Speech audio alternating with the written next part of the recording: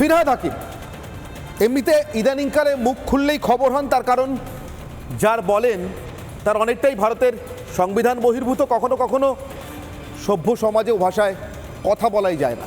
বলার পরে আবার যথারীতি পাল্টি খান, বলেন অমুককে বলিনি তমুককে বলেছি, ব্যক্তিকে বলিনি দলকে বলেছি, আর দাওয়াতে ইসলাম ওটা ছেড়েই দিন। ওসব বলা টলার পরে ফিরহাদ হাকিমদের পাল্টি খেতে হয় না, ডিগবাজি খেতে হয় না, কথা ফেরত নিতে হয় না। তার কারণ ফিরহাদ হাকিমদের কথা, এইসব কথা তার বা তাদের মুখ্যমন্ত্রীর কান পর্যন্ত পৌঁছই না। কথা বলার পর 1 মাস কেটে গেলেও, কলকাতা থেকে মুম্বাই উড়ে গেলেও মুম্বাইয়ের সাংবাদিকদের সামনে মুখ্যমন্ত্রী অবলীলায় বলে দিতে পারেন কে কোথায় কি বলছেন, সব আমার সবসময় কানে আসে না। অথচ ফিরহাদ এমনিতে তার খুব পছন্দের, অনুগত, বিশ্বস্ত, দলের দুর্দিন সুদিন, বিশেষ করে সিদ্ধান্ত নেওয়ার দিনে একেবারে পাশটিতে বসিয়ে বা দাঁড় করিয়ে যাবতীয় কথা বলে যান। অথচ ফিরহাদ কোথায় কি বলছেন, কি কথা বলে যাচ্ছেন, তা মুখ্যমন্ত্রী কানে আসেন। তো এহেন ফিরহাদ হাকিম আজ হঠাৎ নাকি কান্না শুরু করেছেন, ভারতও নাকি মুসলিমরা আক্রান্ত। হঠাৎ না, হঠাৎ নয়, তার আগে একটা ছোট্ট ঘটনা ঘটে গেছে। হ্যাঁ, মানে মমতা বন্দ্যোপাধ্যায় যেভাবে সব কিছুকে ছোটো বলেন আর কি, আমি ওই অভ্যেসে বা ওই প্রতিক্রিয়ায় বলতে পারেন ওদের কাছে ছোটই সম্ভবত। তার কারণ বাংলাদেশে হিন্দুরা আক্রান্ত, এটা এক লাইন বলার পর হলে 5 বার ভারতের মুসলমানদের কথা বলতে হয়। আমি 5 গুনেছি, আপনি গুনলে ওটা 25ও হতে পারে, তাড়াহুড়োই গুনেছি আর কি। তো এই কবাডি তৃণমূলের চলছে। একবার প্রতিপক্ষের কোর্টে পৌঁছে গেলে, জানেন কবাডি বলতে বলতে যেতে হয় ছুঁয়ে, একবার ছোঁয়ার পর দাঁড়াতে নেই, আর সঙ্গে সঙ্গে নিজের কোর্টে ব্যাক করতে হয়, ফিরে আসতে হয়। ফিরে এলেই পয়েন্ট, আর ফিরতে না পারলে ভাবলেও তো গায়ে জ্বর আসে। ফিরহাদ হাকিমদের হচ্ছে সেই দশা। সকালবেলা কবাডি করতে করতে একবার বাংলাদেশের হিন্দুদের কোর্টে গেছিলেন, ছুঁয়েছেন, হিন্দুরা আক্রান্ত, খুব অন্যায় হচ্ছে, হঠাৎ মনে পড়ে গিয়েছে নিজের কোর্টে ব্যাক করতে হবে, নাহলে সব পয়েন্ট চলে যাবে। ফিরতে না পারলে এরপরে পয়েন্ট দেবে কে? পড়ি দৌড় নিজের কোর্টে। নিজের কোর্ট মানে মুসলিম কোর্ট। তৃণমূল কংগ্রেস যাকে নিজেদের সম্পত্তি মনে করে, তৃণমূল কংগ্রেসের নেত্রী যাতে দুধেল গাভী মনে করে। আমি বলিনি, আমরা বলছি না, তিনি বলেছেন, বারবার সে কথা উচ্চারিত হয়, শোনানো হয়, দেখানো হয়, আপনারা জানেন। তো ফিরহাদ হাকিমকে এহেন নিজের কোর্টে ফিরতে হয়েছে। ফিরতে ভাবতে হয়েছে তিনি আসলে একবার ওই কোর্টে গিয়ে ছুঁয়ে এসে নিজের কোর্টে ফিরতে পারলেন তো, মানে পয়েন্টটা জমা হলো তো। কি আনেননি? 92 সালে বাবরি মসজিদ থেকে আজকের সম্বল পর্যন্ত কিছু আনতে বাকি রাখেননি, শুধু এড়িয়ে গিয়েছেন নিজের দাওয়াতে ইসলামের কথা। আসুন প্রথমে শুরু করি সেই নাকি কান্না দিয়ে। আমরা মুসলিম বলে কি ভারতীয় নই? আমাদের কেন রোজ প্রমাণ করতে হবে আমরা ভারতীয়? শুনলে মনে হতে পারে অসাধারণ টান চিত্রনাট্যে বলিউডে ফিল্ম দেখছেন। মাই নেম ইজ কি ছিল না একটা? আজকের দিনে প্রথম যে বাইটটা শোনাবো, শুনতে আপনার হঠাৎ বিভ্রম হতে পারে, ভাববেন সিকুয়েল এলো নাকি। মাই নেম ইজ ফিরহাদ, ভারতীয়ত্ব প্রমাণের কথা শুনুন। আমরা ভারতীয় নই, আমরা ভারতবর্ষের মাটিতে জন্মগ্রহণ করিনি। একজন হিন্দু ভাই, সেও এই মাটিতে জন্মেছে, আমরা মুসলমান এই মাটিতে জন্মেছি। এই মাটিতে জন্মাবার পরে এই দেশের আনাজ খেয়ে দুজনে বড় হয়েছি। আমি ভারতীয় নই, তাহলে কেন এই অবিচার? প্রত্যেকটা মোমেন্টে কেন প্রমাণ করতে হবে যে আমি ভারতীয়? I feel insulted. যখন প্রত্যেকটা মুহূর্তে পরীক্ষা দিতে হয়, তখন নিশ্চিতভাবে সম্মানহানি। এরপরেই ফিরহাদ হাকিমের ওই মনে পড়ে যাওয়া, প্রত্যেকটা মুহূর্তে মনে করতে হয়, প্রমাণ করতে হয়। শুনলেন তো নাকি কান্না। এই প্রমাণ করতে হওয়া, মনে করতে হওয়া, ভারতীয় বলে পরিচয় দিতে হওয়া, এসব কেন করতে হয়? আপনার শুনলে মনে হতে পারে যে বললাম my name is Firhad, sequel দেখছি নাকি। কিন্তু তৃণমূল কংগ্রেসের একটা বিউটি আছে, সৌন্দর্য বলি আমি। আপনাকে বেশিক্ষণ ধন্দে রাখবে না, মানে আপনাকে বেশিক্ষণ কুইজ করবে না, প্রশ্ন করছে, করেই যাচ্ছে, আপনি উত্তর দিতে পারছেন না, দাঁড়িয়ে আছেন, না, ওরকম কিছু না।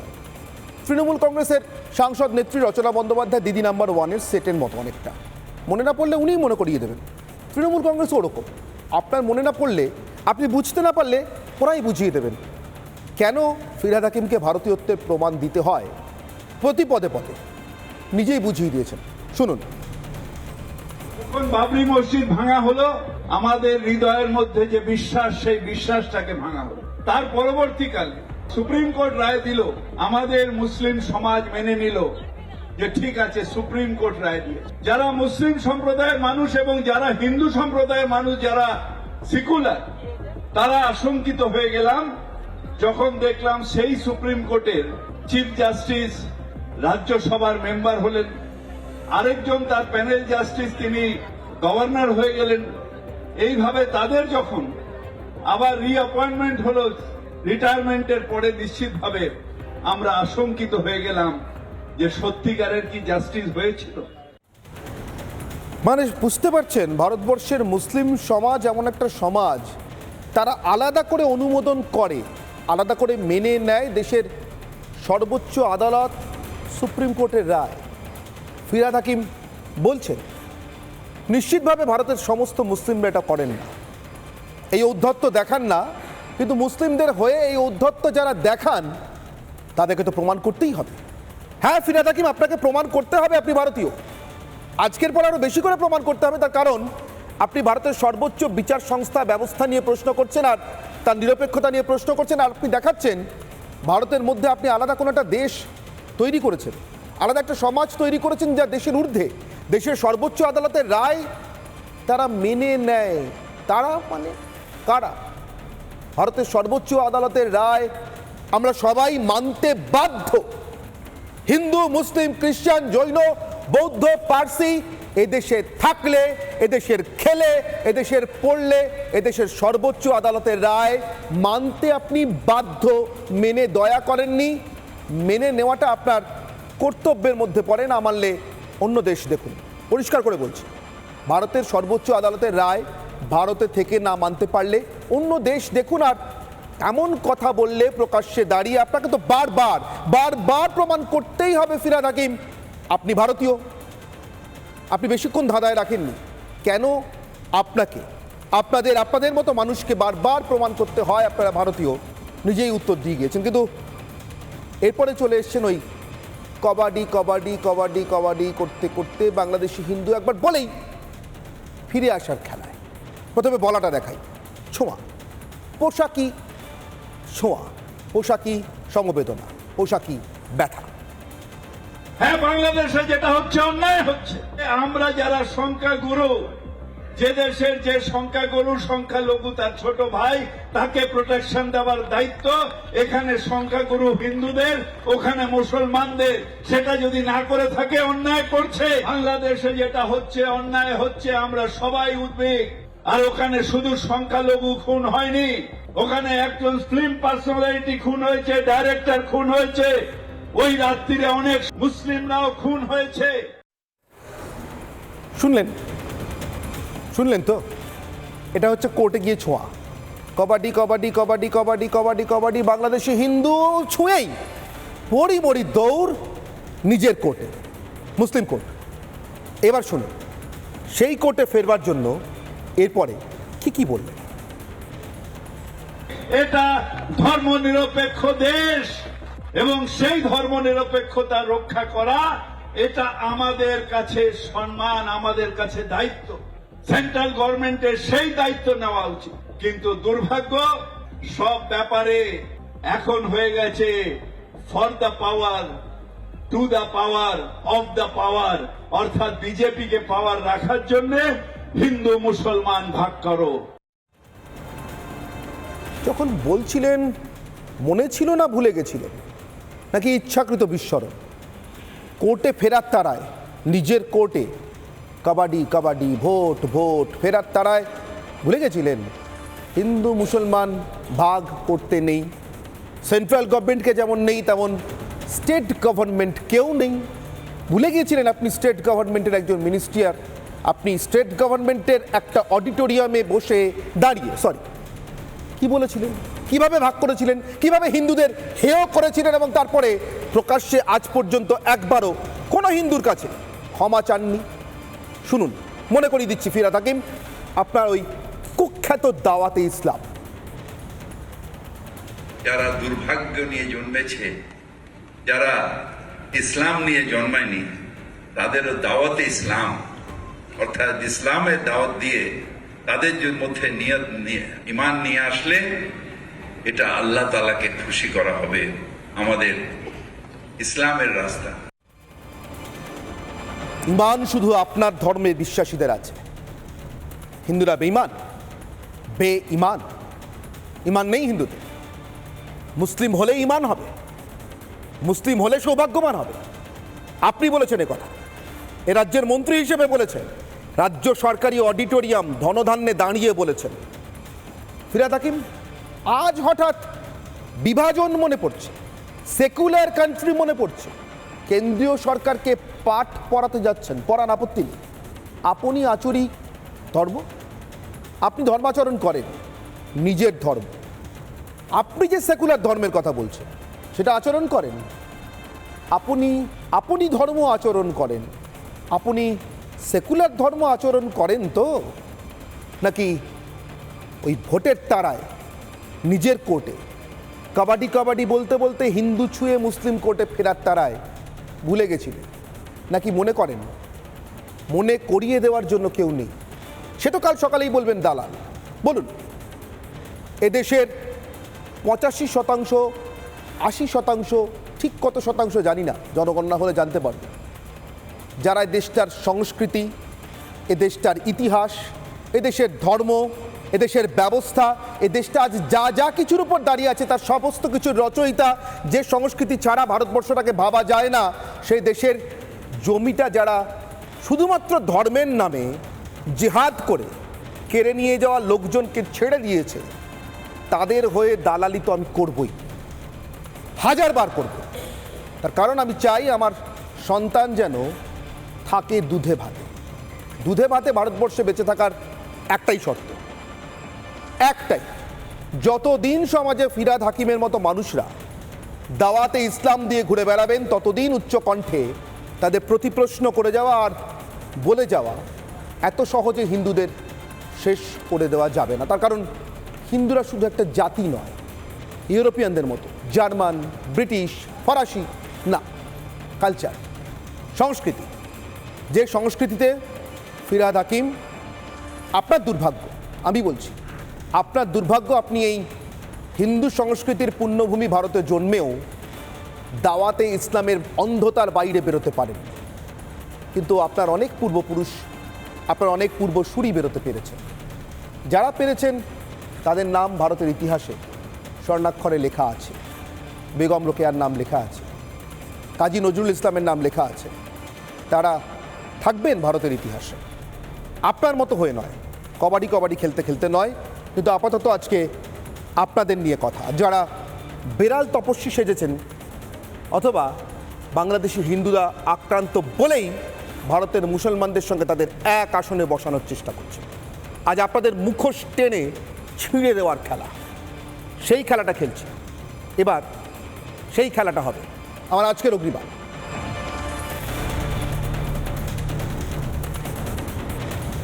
কাটছে ওপারে, বাংলার ওপারে, ওপার বাংলায় বাঁটছে এপারে, ভাগ বাঁটোয়ারা, দাওয়াতে ইসলাম, হিন্দু হয়ে জন্মানো দুর্ভাগ্য, এরাই বলছে।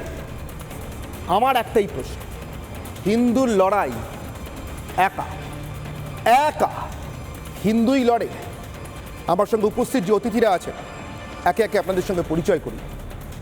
আমার সঙ্গে আমার বাঁদিকে উপস্থিত রয়েছেন সৌরভপ্রিয় দত্ত।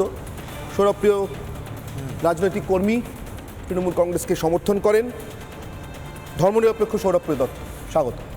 আমার ঠিক ডান দিকে রয়েছেন, বাধ্য করলাম ডাকতে, সরি, আমার ঠিক ডান দিকে রয়েছেন শঙ্কুদেব পান্ডা, বিজেপি মুখপাত্র, হিন্দু শঙ্কুদেব পান্ডা, স্বাগত।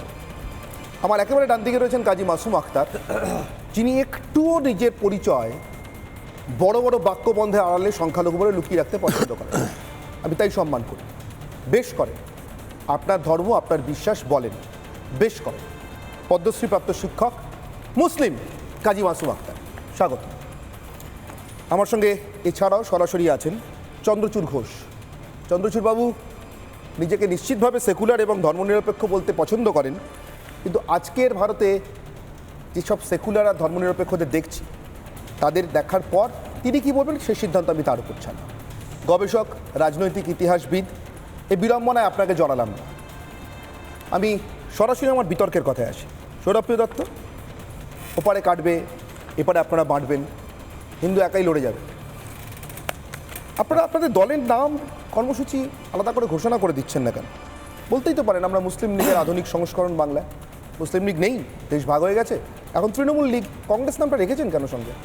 আমার ভীষণ ভালো লাগলো যে ধর্মনিরপেক্ষ সৌরভ এই কথাটা আমাকে বলার জন্য। সত্যি আমি ধর্মনিরপেক্ষ। তার কারণটা হচ্ছে বাংলাদেশে যে ঘটনা ঘটছে এই ঘটনাকে যেমন আমরা সমর্থন করি না, ভারতবর্ষ মুসলিমদের ওপরে যে ধরনের ঘটনা ঘটছে সেটাকেও আমরা সমর্থন করি না। কি ঘটছে? ধর্মের ওপর কি ঘটছে যেমন ধরুন প্রিসাইজলি বলবেন। আমি একটা করে উদাহরণ বলছি। এক মিনিট তুমি বললে আপনিই বলবেন। তোমারই তো প্রোগ্রাম, আমি জাস্ট কম্পেয়ার করার জন্য বলছি। একটা ভারতবর্ষে খারাপভাবে নেবেন না যে মুসলিম ধর্মাবলম্বীরা আছেন, বিশ্বাসের জায়গাতে কোনো আঘাত পাবেন না। আপনাদের বিশ্বাসে আঘাত দিচ্ছি না, আমি শুধু মনে করিয়ে দিচ্ছি ওপারে হিন্দুদের জগন্নাথ দেব, সুভদ্রা, বলরাম মাটিতে লুটোপুটি খাচ্ছে, মন্দিরটা আগুন ধরিয়ে দেওয়া হচ্ছে। বৌদ্ধ মন্দিরে ঢুকে মন্দিরটাকে তছনছ করে গৌতম বুদ্ধের মূর্তিটাকে পুড়িয়ে আঙার করে দেওয়া হচ্ছে। ভারতে একটা মসজিদের নাম বলবেন প্লিজ যেটাতে এরকম করা হয়েছে সাম্প্রতিক সময়? একটা মসজিদ। মূর্তির তো সাধনা নেই ইসলামে। এক মিনিট আপনি বলেছেন আমি বলে যাচ্ছি, আপনাকে তারপরে 5 মিনিট দেবো। আচ্ছা আচ্ছা, আপনাকে এতগুলো উদাহরণ দিতে হবে না। এতক্ষণ 10 মিনিট বলেছো, সময় দেবো। না, এতক্ষণ আমি বলিনি, এতক্ষণ মুখোশ ছিঁড়েছি। আচ্ছা আচ্ছা, আপনাদের মুখোশ। বল, এরকম একটা উদাহরণ দেবেন প্লিজ। মন্দির বলছি। 2, ভারতবর্ষে একজন মুসলিমের নাম করবেন গত 1 বছরে যাকে মুসলিম ধর্ম পরিচয় পাওয়ার জন্য হলফনামা দিয়ে চাকরি ছাড়তে হয়েছে। আমি মুসলিম, চাকরি ছেড়ে দিচ্ছি, প্লিজ একজন মুসলিমের নাম করবেন। 2, আরও আছে। 3, ভারতবর্ষে গত 1 বছরে একজন মুসলিমের নাম করবেন যিনি মুসলিমদের উপরে এহেন অত্যাচারের রকমটা বলেছি 1 এবং 2, এই 2 রকমের অত্যাচার, ধরে নিন এই 2 রকমের অত্যাচার।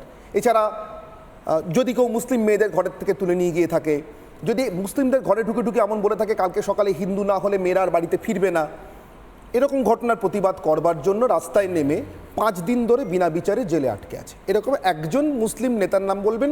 ধর্মগুরুটুরু না হলেও চলবে, পরিচয় শুধু মুসলিম হলেই চলবে। এই 3টে উদাহরণ প্লিজ আমাদের দিন, তাহলেই আমি বুঝতে পারবো ভারতবর্ষে মুসলমানদেরও একই অবস্থা। প্লিজ এই 3টে।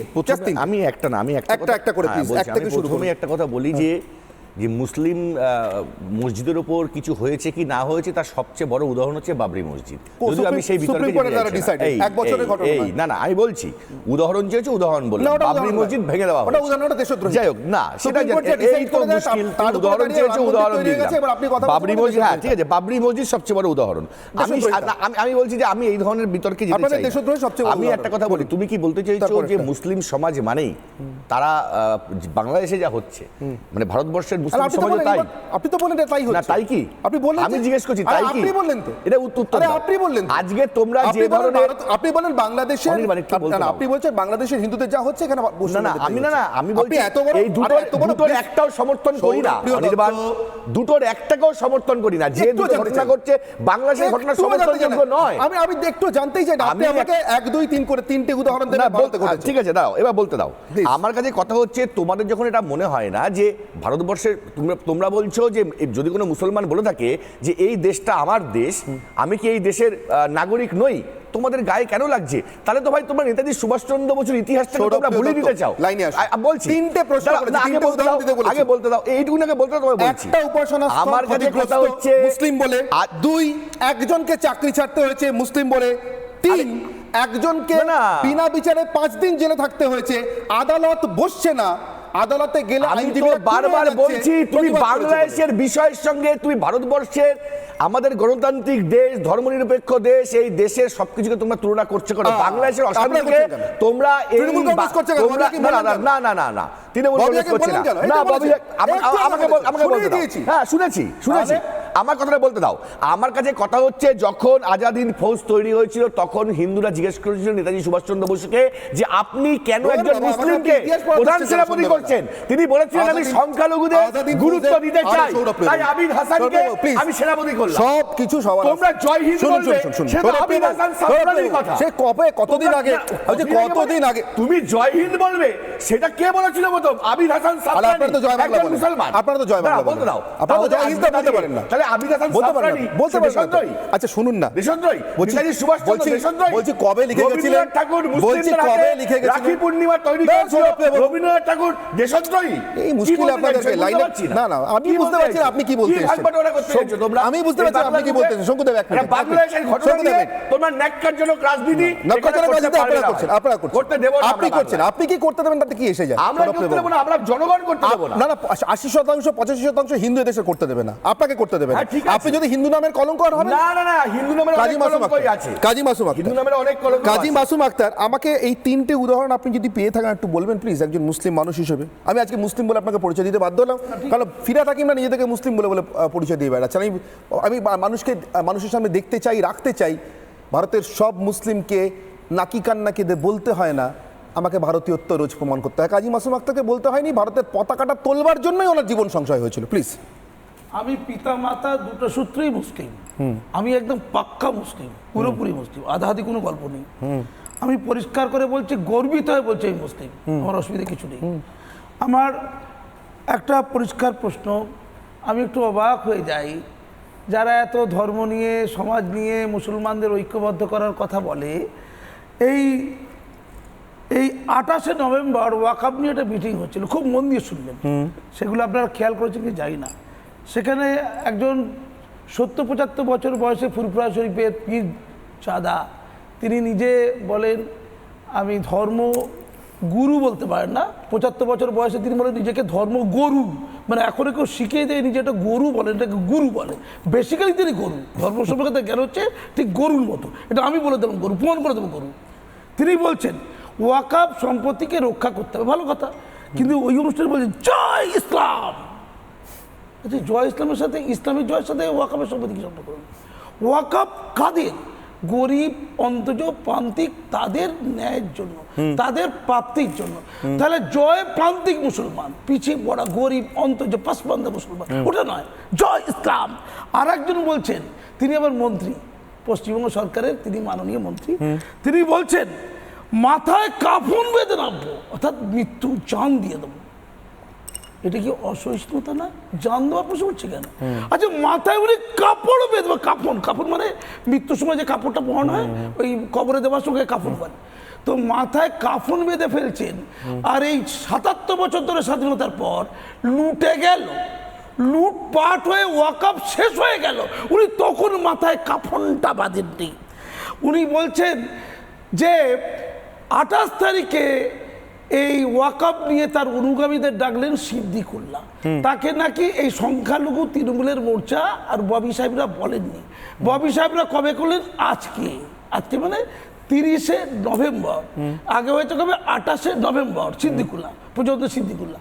আবার তহা সিদ্দিকি বলছেন এই গত 28 তারিখের সভায়, আমি ডাকবো যদি মুসলমান না আসে আল্লাহর ফেরেশতা চলে আসবে।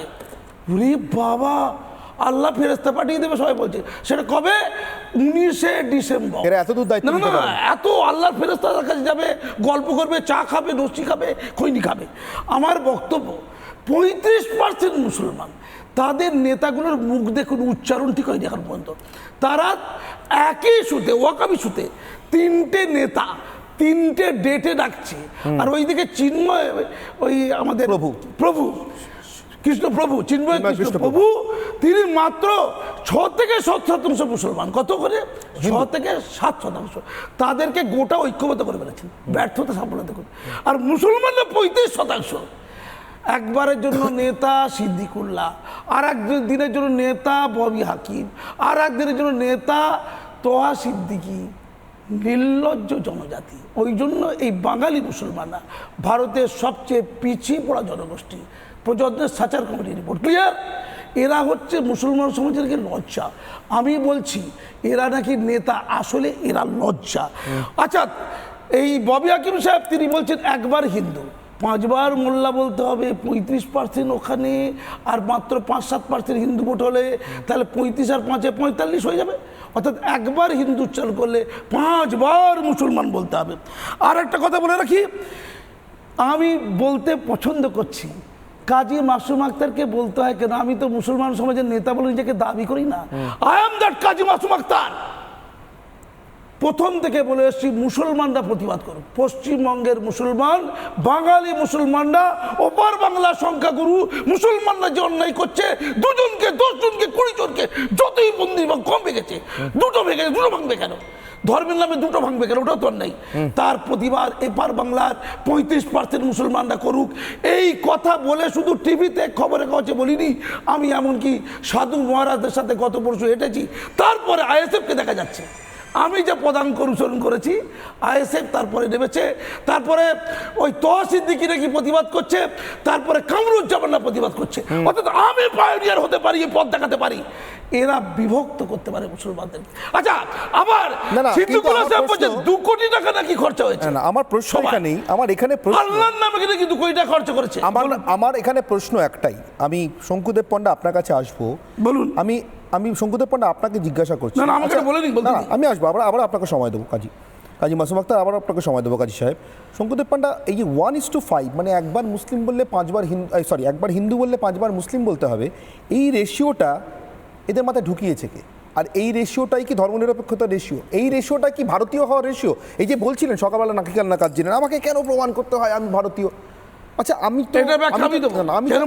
আমি তো শঙ্কুদেব পণ্ডা, আমি ধরুন এই যে এতবার জোরের সঙ্গে বলছি আমি হিন্দু, কাজী মাসুম আক্তারের পাশে বসে বলছে আমি হিন্দু, আমাকে তো 500 বার মুসলমান বলতে হচ্ছে না। আমাকে কাজী মাসুম আক্তারকে 500 বার বলতে হচ্ছে না আমি মুসলিম প্রমাণ করে মনে করিয়ে দিতে হচ্ছে না। উনি মুসলিমই হন, যাই হন, উনি জন্মেছেন ভারতবর্ষের মাটিতে, পতাকা তোলার চেষ্টা করেছেন, তুলতে দেয়নি, যারা তুলতে দেয়নি তারা ওর উপর আক্রমণ করেছে। ওনার ভারতীয়ত্ব উনি ওনার কাজে প্রমাণ করেছেন। ববি হাকিম নিজের কাজে প্রমাণ করবার বেলায় বলছেন দাওয়াতে ইসলাম। আমি একটা লাইন বলবো, একটা লাইন এখানে বড় দরকার আছে। জাতীয় সঙ্গীত গাওয়াতে গিয়ে রক্তাক্ত হয়ে মৃত্যুমুখে পড়লাম। যখন রক্তাক্ত হলাম, যখন মাদ্রাসা সম্পর্কে অভিযোগ উঠছিল খাগড়াগড় বিস্ফোরণের পর মাদ্রাসার সন্ত্রাসবাদের আখড়া, তখন তো মাদ্রাসায় জাতীয় সঙ্গীত গাওয়াতে গেল। তখন রক্তাক্ত হওয়ার পরে সংখ্যাগুরু সমাজের অনেকে প্রতিবাদ করেছে। সংখ্যালঘু সমাজ নীরব ছিল কেন? ববি হাকিমরা নীরব ছিল কেন? উত্তর দিন। একটা আওয়াজ করেনি কেউ। রক্তাক্ত হলাম, একটা আওয়াজ করেনি। কোথায় ছিল রাষ্ট্রপ্রেম? কোথায় ছিলেন? উত্তর দিন আগে। বলছি বেলাইন করবেন। ফিরহাদ হাকিমদের এক মিনিট, আপনি বাদ দিয়ে কোনো মুসলমান দেশের জন্য রক্ত ফেলেনি? কেন দেবেন না? আপনি এমন ভাব করছেন ভারতের কোনো মুসলমান এই ভারতবর্ষের জন্য রক্ত ফেলেনি? আপনি একা রক্ত ফেলেছেন মুসলিম হয়ে? পশ্চিমবঙ্গের মাটিতে সৌরভ, আমি তো সেই লোক, সেই বন্ধ। 3টে উদাহরণ দিয়েছিলাম, 3টে উদাহরণ চেয়েছিলাম, আপনি ভাবুন। কাজী মাসুম আক্তার প্লিজ, 3টে উদাহরণ চেয়েছিলাম, এখনো পাইনি, 3টে উদাহরণ ভাবুন, দেবেন প্লিজ। শঙ্কুদেব পণ্ডা, ধারে কাছে তুলনাতে আসে না, একটা ক্লাস 4-এর বাচ্চাও জানে, কিন্তু তুলনায় আনতে হয়। একবার হিন্দু বললে 5 বার মুসলমান বলতে হয় কেন? জনসংখ্যার বিচারও তো আমারটা হিসাবটা মেলে না, যদিও সেটা হওয়া উচিত না, অত্যন্ত কুৎসিত হবে সেটা হলে, তাও হওয়া উচিত না। দেখুন, আমি খুব মানে সত্যি কথাটা বলবো, প্লিজ অন্যভাবে নেবেন না। আমাদের পশ্চিমবাংলায় পরিস্থিতি এমন তৈরি হয়েছে অনির্বাণদা, যদি আমরা হিন্দুদের হয়ে কথা বলি তাহলে আমরা হব সাম্প্রদায়িক, আর যদি আমরা হিন্দু বিরোধিতা করি তাহলে আমরা সেকুলার। এই পরিস্থিতি তৈরির জন্য তৃণমূল কংগ্রেসের ভোট ব্যাংক, ভোটের অঙ্ক রেসপন্সিবল হয়েছে। এখানে এনারা, আপনি আদৌ ভাববেন না যে যারা আজকে নিজের আমায় মার্জনা করবেন, আবার আমি ক্ষমা চেয়ে নিচ্ছি, যারা নিজেদের ধর্মকে জাহির করছেন তারা যে ধর্মের প্রতি লয়াল, এটা আমি বিশ্বাস করি না। আমি যদি ভুল করি, কাজীদা নিজে মুসলিম মানুষ এখানে রয়েছেন, বা যারা শুনছেন আমার কাছে সম্মানীয় মুসলিম বন্ধুরা, তারা ঠিক করে দেবেন। সাচ্চা মুসলমানরা 5 ওয়াক্ত নামাজ আদা করেন, 5টা বার তারা নামাজ পাঠ করেন, ভগবানের তাদের আল্লাহর কাছে প্রেয়ার করেন। সেই যিনি করেন, যিনি মন দিয়ে সেগুলো পালন করেন, তিনি তো দাবি করতে পারেন তিনি সাচ্চা মুসলমান কিনা। তো যারা আজকে বড় বড় রাজনৈতিক মঞ্চে এই ধরনের কথা বলছেন তারা কি এটা পালন করেন? তারা কি ব্যক্তিগত জীবনে যে নিয়মকানুন মেনে চলা উচিত সেগুলো করেন? কিন্তু লাস্ট লাইন, আমি জাস্ট লাইনটা শেষ করতে দিন।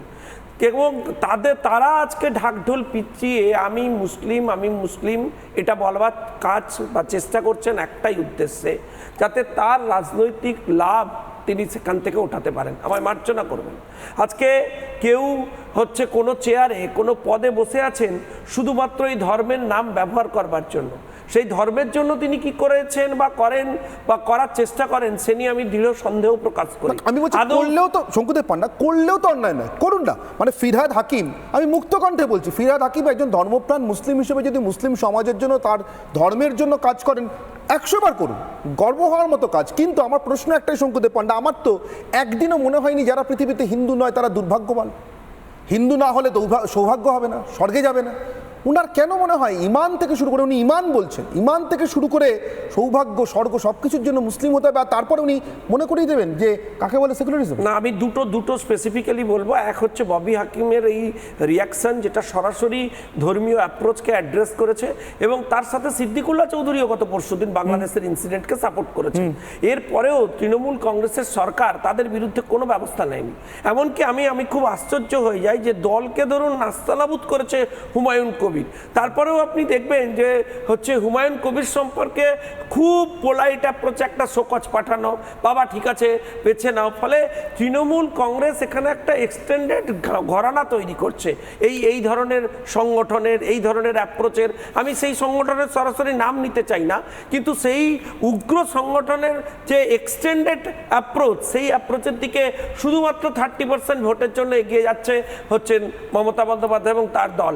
সে কারণেই আজকের আপনার বিষয় অত্যন্ত যুক্তিসঙ্গত এবং অত্যন্ত নির্দিষ্ট যে এই লড়াইটা হিন্দুদেরকে নিজেদেরকেই লড়তে হবে। আমি বিভাজনের রাজনীতিতে বিশ্বাস করি না, আমি সাম্প্রদায়িকতার রাজনীতিতে বিশ্বাস করি না, কিন্তু যে পরিস্থিতি তৈরি করছেন এনারা এই রাজ্যে নিজেদের আত্মরক্ষার স্বার্থে, সেই রাজনীতি ছাড়া বাঁচার আর কোনো উপায় আছে বলে আমি মনে করি না।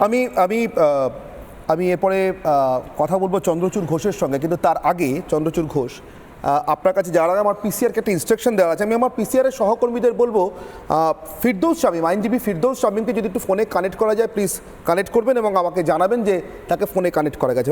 আইনজীবী ফিরদৌস শামীমের কাছে আমার একটা প্রশ্ন আছে, আমার একটাই প্রশ্ন আছে, আমি সেই প্রশ্নটা করেই তাকে ছেড়ে দেবো, খুব অল্প সময় নেব। আমি অনির্বাণদা সেই প্রশ্নের সাথে আপনাকে বলবো ওনাকে একবার জিজ্ঞেস করবেন ভারতীয় আইনে হচ্ছে ববি হাকিমদের বিরুদ্ধে লিগ্যাল অ্যাকশন নেওয়া উচিত, ববি হাকিম এবং ওনার বিরুদ্ধে, সেটাও কেন গভর্নমেন্ট নিচ্ছে না সেটাও একটু জানতে চাইবেন। বেশ, কিন্তু তার আগে আমি আপনাদের একটা ছোট্ট ম্যাপ দেখাই, বহু দূর টুর নয়, মানে প্যালেস্তাইন যেতে হবে না, প্যালেস্তাইন যেতে চান ফিরহাদ হাকিম, খুব ভীষণভাবে চান, কিভাবে চান সেটাও শোনাবো, কিন্তু তার আগে সেই প্যালেস্তাইন যাওয়ার ইচ্ছা প্রকাশের আগে আমি আপনাদেরকে একটা ছোট্ট ম্যাপ দেখাই। এই কলকাতা শহরের ম্যাপ, বিশেষ কিছু নয়, দুটো জায়গা থেকে একটা নির্দিষ্ট জায়গার ডিস্টেন্স, দূরত্ব কীরকম আপনারা জানেন। এ রাজ্যের মুখ্যমন্ত্রী মমতা বন্দ্যোপাধ্যায় তার প্রথম জীবন থেকে একটি বাড়িতে বাস করেন, কালীঘাটে সেই টালির বাড়িটির অ্যাড্রেস, পোশাকি ঠিকানা 30B হরিশ চ্যাটার্জি স্ট্রিট। এখান থেকে রেড রোড পর্যন্ত, মানে যেখানে ঈদের নামাজ হয় প্রত্যেক বছর, দূরত্বটা এখানে দেখা আছে 4.4 কিলোমিটার, মানে ধরুন 4.5 কিলোমিটার মতো, কম বেশি 100 মিটার কম 4.5 কিলোমিটার। এটা হচ্ছে মমতা বন্দ্যোপাধ্যায়ের বাড়ি থেকে রেড রোডে যেখানে ঈদের নামাজ পড়া হয় সেখানকার দূরত্ব। এবার অর্থাৎ ব্যক্তি মমতা বন্দ্যোপাধ্যায় যে বাড়িতে থাকেন সেখান থেকে দূরত্ব, মুখ্যমন্ত্রী মমতা বন্দ্যোপাধ্যায় যে বাড়িতে থাকেন, আছে একটা বাড়ি, মানে বাসভবন বলছি না, সরকারি অফিস নবান্ন, সেখান থেকে এই রেড রোডে যেখানে ঈদের নামাজ পড়া হয় তার দূরত্বটা দেখি। নবান্ন থেকে রেড রোডে যেখানে ঈদের নামাজ পড়া হয় তার দূরত্ব 4.7 কিলোমিটার, মানে ওটা 100 মিটার কম 4.5 কিলোমিটার, এটা 4.5 কিলোমিটারের থেকে 200 মিটার বেশি। এই হচ্ছে দুটো জায়গার দূরত্ব। কেন বললাম আপনাদেরকে একটা বক্তব্য শুনুন, আমি এখানে দাঁড়িয়ে আছি, আপনারা চট করে শুনে নিন। ঈদের নামাজে বাড়ি থেকে গেছিলেন, যদি ব্যক্তি মমতা বন্দ্যোপাধ্যায় গিয়ে থাকেন তাহলে এই 4.5 কিলোমিটারের মতো একটা দূরত্ব গিয়েছিলেন, মুখ্যমন্ত্রী মমতা বন্দ্যোপাধ্যায় গেলেও প্রায় তাই কাছাকাছি। এই 4.5 কিলোমিটার দূরত্বে গিয়ে বাড়ি অথবা অফিস থেকে কিভাবে আশ্বাস দিয়ে এসেছিলেন, পাশে আছি, থাকবো, আমি থাকতে ভয় নেই, একবার শুনুন।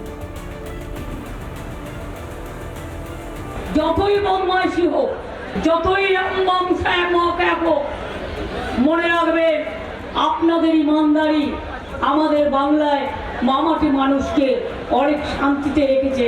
আপনাদের জীবনের নিরাপত্তা দেওয়ার দায়িত্ব আমাদের, তার কারণ আমরা থাকতে আপনাদের কেউ কোনো রকম অত্যাচার করতে পারবে না। এবার আমি আরেকটা দূরত্ব দেখাবো আপনাদেরকে। এই 30-এর বি হরিশ চ্যাটার্জি স্ট্রিট থেকে 3C অ্যালবার্ট রোড কি আছে? 3C অ্যালবার্ট রোড হচ্ছে কলকাতায় ইসকনের যে দফতর বা মন্দির দুটোই তার ঠিকানা। মমতা বন্দ্যোপাধ্যায় যান রথযাত্রায়, ফি বছর যান, রথের দড়ি ধরেন। ধর্মপ্রাণ হিন্দু নিশ্চয়ই তিনি, যতটুকু আমি জানি, তিনি নিজেও বলেন এই তো কদিন আগে বড়মার মন্দিরে পুজো দিতে গেছিলেন, ফলে নিশ্চয়ই একজন ধর্মপ্রাণ হিন্দু হিসেবে রথযাত্রায় রথের দড়িতে টান দিতে যান, পুণ্য অর্জনের জন্য যান। এই 3C অ্যালবার্ট রোডে একটু বেশি দূরত্ব, ঈদের নামাজ যেখানে পড়া হয় রেড রোড, তার থেকে 1 কিলোমিটার মতো বেশি। ওটা 4.5 কিলোমিটার বলছিলাম, এটা ধরুন 100 মিটার বেশি, 5.5 কিলোমিটার, 5.6 কিলোমিটার। এটা হচ্ছে বাড়ি থেকে দূরত্ব। আচ্ছা, মুখ্যমন্ত্রী মমতা বন্দ্যোপাধ্যায় যেখানে বসেন নবান্ন, সেখান থেকে 3C অ্যালবার্ট রোডের দূরত্বটা একবার দেখি কতটা দূরত্ব। নবান্ন থেকে গঙ্গা পেরিয়ে আসতে হয়, একটু বেশি দূরত্ব, রেড রোড আগে পড়ে, তারপরে একটু ঘুরে 3C অ্যালবার্ট রোডে যেতে হয়, ওয়ান ওয়ের ব্যাপারও থাকে, সব মিলিয়ে দূরত্ব ধরুন ওই 7.5 কিলোমিটার। আর মুশকিল হচ্ছে রথযাত্রার দিন মমতা বন্দ্যোপাধ্যায় ফি বছর যান, পুণ্য অর্জন নিজে করেন, বাকিরা করছেন, রথের রশি ধরলে নাকি অগাধ পুণ্য বলা হয়, অসম্পূর্ণ থেকে যায়, কোনোদিন পূরণ হয় না, মানে শেষ হয় না এমন পুণ্য। তো সেটা তিনি ফি বছর যান, কিন্তু ঈদের নামাজ রেড রোড যেখানে দাঁড়িয়ে ঈদের নামাজ পড়া হয়, সেখানে দাঁড়িয়ে যাদের পাশে থাকার কথা বললেন, তারা এখনো পর্যন্ত এই বাংলায় কোনো রকমভাবে আক্রান্ত নন, শোষিত নন, নিপীড়িত নন। ঈশ্বর করুন, আমার ঈশ্বরের কাছে প্রার্থনা কোনো দিন যেন না হন তেমনভাবে আক্রান্ত, কোনো দিন যেন না হন, তেমন লজ্জার দিন যেন আমাদের কখনো না আসে। কিন্তু যেখানে ফি বছর রথের রশি টানতে যান মমতা বন্দ্যোপাধ্যায়, 7.5 কিলোমিটার বা 5.5 কিলোমিটার দূরত্ব, একটু বেশি, 4.5 থেকে 1 কিলোমিটার আর 3 কিলোমিটার মতো, অফিস থেকে 3 কিলোমিটার বেশি, বাড়ি থেকে 1 কিলোমিটার বেশি। বলছি এই দূরত্বের কারণে কি এখন ইসকনে যেতে পারেন পাশে থাকার বার্তা দিতে? মমতা মানে ওখানে তো খুব সমস্যায় পড়েনি, বলেছেন আগাম সমস্যায় পড়লে আমি আছি। এরা তো সমস্যায় পড়েছেন, চিন্ময় কৃষ্ণ প্রভুর জন্য লড়ছেন, রোজ সংকীর্তন হচ্ছে, প্রতিবাদ করছেন, 7.5 কিলোমিটারের জন্য আটকে আছেন। দেখো, মমতা বন্দ্যোপাধ্যায় বা আমরা কত বড় হিন্দু সেটা কবার আমরা মন্দিরে গেলাম, না না না, মন্দিরে যাওয়ার কথা করলাম, ওদের পাশে কি দাঁড়ানো তো নির্ভর করে না, একবারে বলছি না, ঠিক আছে? বলছি যারা সংকীর্তন করছেন ফি দিন সন্ধ্যাবেলা বিকেলবেলা, আমরা মনে করি যে আমরা নিজেদের আমাদের ভেতরে থাকে ধর্মটা, ঠিক আছে, আমাদের দেখানো ধর্মের ব্যাপার না না দেখানো নয় তো, ওই যে যেন পাশে থাকা, পাশে না, মানে আমরা ধরো আমি পাশে আছি, আমরা ধরো ওই আশারাম বাপুর মতন ধর্ম করতে চাই, পাশে আছি, যেমন আপনি আমার পাশে আছেন, ধর্ম চাই না, পাশে আছেন তো হিন্দু চাই। আরে আমরা দেখাই না বলে তো ভুলভাল মন্ত্রোচ্চারণ করতে হয়। আমি হিন্দু এমন মানে অনির্বাণ দা কোন জায়গায় গেছে রাজ্য সরকার যে শুধুমাত্র এত 30% ভোট টার্গেট করতে হয়েছে, যে জন্য এখানকার রাজনৈতিক সর্বময় কর্তাকর্তাদের মঞ্চে দাঁড়িয়ে ভুলভাল মন্ত্রোচ্চারণ করতে হয়, ভুলভাল ধর্মোচ্চারণ করতে হয়, দেখে রাখাটা প্রমাণ করতে হয় যে আমি দায়িত্বের মধ্যে পড়ে, এই জায়গায় নিয়ে চলে গেছেন আপনারা। আমি একবার গেলে কি আছে কাজী মাসুম আক্তার একবার যেতে পারেন না কেন? আজকে জয় একবার ইসলাম গেলে কি, একবার গেলে জয় কি? ইসলাম বলতে কি এলো না, অসুবিধে? ভোট করে দেবে। জয় শ্রীরাম বলে যখন মানুষের বিরোধিতা করবে কি হবে? গেলে ভোট করে যাবে। জান না কেন? কেন গেলে কি? জয় শ্রীরাম বলা যাবে, আর মুসলিমরা আচ্ছা জয় ইসলাম বলতে পারবে না। ওদিকে যেতে হবে, আমাদের ওদিকে যেতে হবে, না, বলুন। কারণ এদিকে উত্তপ্ত অবস্থা আছে। কাজী মাসুম আক্তার আমার সঙ্গে ফোনে আছেন। কাজী মাসুম আক্তার, এই ভর সন্ধ্যাবেলা আপনি হয়তো চেম্বার করছিলেন, হয়তো ক্লায়েন্ট বসে আছে সামনে, ডিস্টার্ব মাফ করবেন, ফিরদৌস শামীম রয়েছেন আমার সঙ্গে, আমি দুঃখিত আপনাকে এই সময় আপনার আমার সঙ্গে একটু ফোনে কথা বলতে হচ্ছে আপনাকে। আমি আপনাকে জাস্ট একটা ইনস্ট্যান্স জিজ্ঞাসা করব, বাবরি মসজিদের যে মামলা, সেটা এদেশে একেবারে লোয়ার কোর্ট থেকে সুপ্রিম কোর্ট পর্যন্ত সম্ভবত 30 বছরের আশেপাশে বা আরও বেশি দিন ধরে চলেছে। আমি লোয়ার কোর্ট থেকে সুপ্রিম কোর্ট পুরোটা ধরে বলছি, আরও বেশি হতে পারে, ইংরেজ আমলেরটা ধরলে আরও বেশি। সেই সময়টাতে স্বাধীন ভারতের কথাই জিজ্ঞাসা করছি, আপনার কি এরকম কোনো ইনস্ট্যান্স মনে পড়ে ফিরদৌস শামীম, যে বাবরি মসজিদ পক্ষের হয়ে, বাবরি মসজিদ অ্যাকশন কমিটির হয়ে, অর্থাৎ ওখানে মসজিদটাই ফিরিয়ে দেওয়া হোক এই সওয়াল করে যারা মামলা লড়তেন, এরকম একজন মুসলিম আইনজীবীকেও কোনো মামলা দিয়ে কারাগারে পাঠানো হয়েছে ফিরদৌস শামীম, এটা কি আপনার মনে পড়ে? এরকম কোনো ইনস্ট্যান্স আছে? আমি জানি না বলে সেটা হওয়া উচিত সেরকম না সেরকম সেটা হওয়া উচিত নয়। এবং অ্যাডভোকেট অ্যাক্টে প্রতিটি অ্যাডভোকেট যে কোনো ব্রিফ তিনি গ্রহণ করতে পারেন এবং গ্রহণ করাই উচিত, এবং তিনি তার পেশাগত সত্তা দিয়ে তিনি তার মামলা করবেন এবং সেই মামলা তিনি পারিশ্রমিক নেবেন বা নেবেন না সেটা সম্পূর্ণ তার ব্যক্তিগত বিষয়, কিন্তু কোনো মামলা তিনি অর্জন করতে ফিরদৌস শামীম, পারবেন না। আরেকটা প্রশ্ন, আমার ছোট্ট প্রশ্ন, আফতাব আনসারি থেকে শুরু করে সব কুখ্যাত জঙ্গি এই কলকাতাতেই যাদের বাড়ি ছিল বা ডেরা বেঁধেছিল, এখান থেকে জঙ্গি কার্যকলাপ করেছে বা এই মুম্বাইয়ে হামলা চালানো কাসাব পর্যন্ত, তাদের হয়ে যে আইনজীবীরা মামলা লড়েছেন ধর্ম পরিচয় নির্বিশেষে, তাদের কি কেউ কোনোদিন মিথ্যে মামলা দিয়েছে আমাদের দেশে? না সেটা এবং এটা হওয়া উচিত মানে অ্যাকচুয়ালি সন্ত্রাসবাদীদের হয়ে যারা মামলা লড়েছে তাদেরকেও মিথ্যা মামলা দিয়েছে? সেটা হওয়া উচিত নয়। দেখুন, আমাদের দেশের যে আইন বা বিশ্বব্যাপী যে সব থেকে প্রতিষ্ঠিত যে আইনি ব্যবস্থাপনা, সেখানে এটাই নিয়ম যে যত বড়ই অপরাধী হোক না কেন তিনি আইনি সহায়তা পাবেন, এবং বিশেষ করে আইন সম্পর্কে অভিজ্ঞ ব্যক্তির আইনি সহায়তা পাবেন, এটাই হওয়া উচিত। বেশ, অনেক ধন্যবাদ ফিরদৌস শামীম, আমাকে সাহায্য করবার জন্য অনেক ধন্যবাদ। আমি আপনাকে একজন আইনজীবী হিসেবে এবং পেশাগত জায়গা থেকে আপনার দক্ষতার জন্য সম্মান করি, এবং ভিন্ন মত থাকতে পারে আপনার, কিন্তু আপনি আমাকে সাহায্য করলেন এই ইনফরমেশনগুলো দিয়ে। এবার আপনাদের জানাই, যারা বাংলাদেশ আর পশ্চিমবঙ্গ সমান বলছেন তাদের জন্য চট্টগ্রাম আদালতে সমস্ত, আমি ভালোভাবে বলছি সমস্ত, মানে একজনও বাদ নেই, সমস্ত হিন্দু আইনজীবীদের নামে মিথ্যে মামলা দেওয়া হয়েছে, এবং এমন ধারায় মামলা দেওয়া হয়েছে যাতে তারা জেলে থাকতে বাধ্য হন, কেউ চিন্ময় কৃষ্ণ প্রভুর জন্য মামলা লড়তে না পারেন। আমার প্রশ্ন, চন্দ্রচূড় ঘোষ, এই দেশটার সঙ্গে, এই জন্তু জানোয়ারের দেশের সঙ্গে আমার দেশকে এক করে দেখাতে চায় কারা? তারা কাদের স্বার্থে কাজ করে? শুধু তাদের হিন্দু মুসলিম বিভাজন বাটোয়ারার রাজনীতির কথা ভাববো, নাকি এদের আরো কোনো বর্দা আছে? চন্দ্রচূড় ঘোষ। অনির্বাণ, ধন্যবাদ। একটা পুরোনো কথা মনে করিয়ে দিতে চাই। মোহাম্মদ আলী জিন্নাহ মুসলিম লীগের অট্টর নেতা হয়ে ওঠার আগে কংগ্রেসের নেতা ছিলেন, মডারেট নেতা ছিলেন এবং প্রোগ্রেসিভ নেতা ছিলেন। কিন্তু কংগ্রেস থেকে বিশেষ সুবিধা করতে না পারার পর যখন তিনি রাজনীতিতে ফিরে আসেন, একটা ফর্মুলা ধরেন, ট্রাইড অ্যান্ড টেস্টেড ফর্মুলা, তার আগেও যেটা করে গেছেন, এবং পরবর্তীকালে আমরা দেখব তিনি প্রচন্ড সাকসেস অর্জন করেন, সাফল্য অর্জন করেন এই ফর্মুলা ধরে।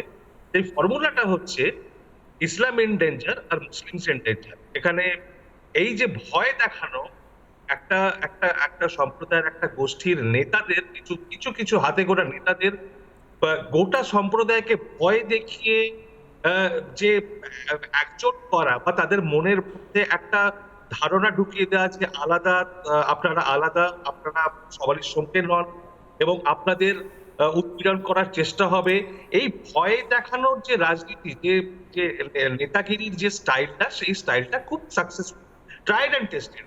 সেই শুরু হয়েছে গত 100 বছর ধরে চলে আসছে, এটা আজ পর্যন্ত চলে আসছে এবং আজও সেটা ইকুয়ালি সাকসেসফুল, এবং তারই নিদর্শন আমরা আজকে এখানে দেখতে পাচ্ছি।